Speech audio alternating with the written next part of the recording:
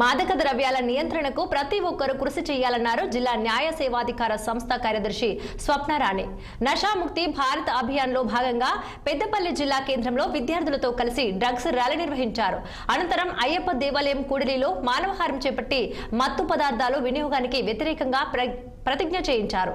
ఇక యువత మత్తు పదార్థాలకు అలవాటు పడి తమ జీవితాలను సర్వనాశనం చేసుకుంటున్నారని స్వప్నరాణి ఆవేదన వ్యక్తం చేశారు. యువత చదువుపై ఫోకస్ పెట్టి వారి భవిష్యత్తును కాపాడుకోవాలని సూచించారు. ఫ్యూచర్ ను బంగారుమయం చేసుకుని పిల్లలు తల్లిదండ్రులకు మంచి పేరు తీసుకురావాలని న్యాయ సేవాధికార సంస్థ కార్యదర్శి స్వప్నరాణి చెప్పారు.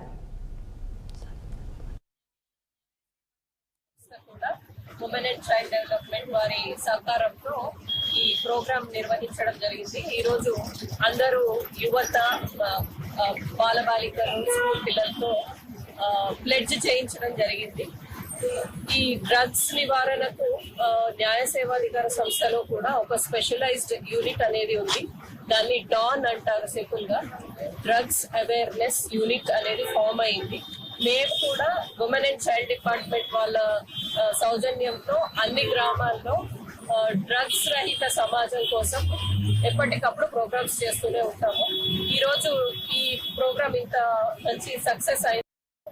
ఉమెన్ అండ్ చైల్డ్ డెవలప్మెంట్ వారికి, పోలీస్ వారికి, పార్టిసిపేట్ చేసిన అందరికీ నా కృతజ్ఞతలు, ధన్యవాదాలు. ఈ గ్రామంలో గంజాయి అనేది, మిగతా డ్రగ్స్ అనేది కూడా విచ్చలవిడిగా నిరోధనాన్ని మన యొక్క నైపుణ్యంలో దెబ్బతీసే కార్యక్రమం జరుగుతుంది. యువత అందరూ ఈ సందర్భంగా అలర్ట్గా ఉండాలి.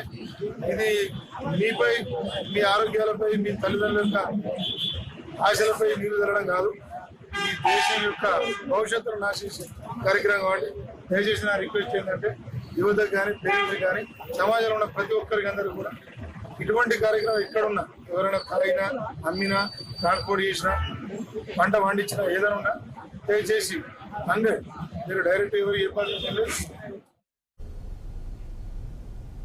దేశవ్యాప్తంగా సైబర్ నేరాలు నానాటికి పెరుగుతున్న తరుణంలో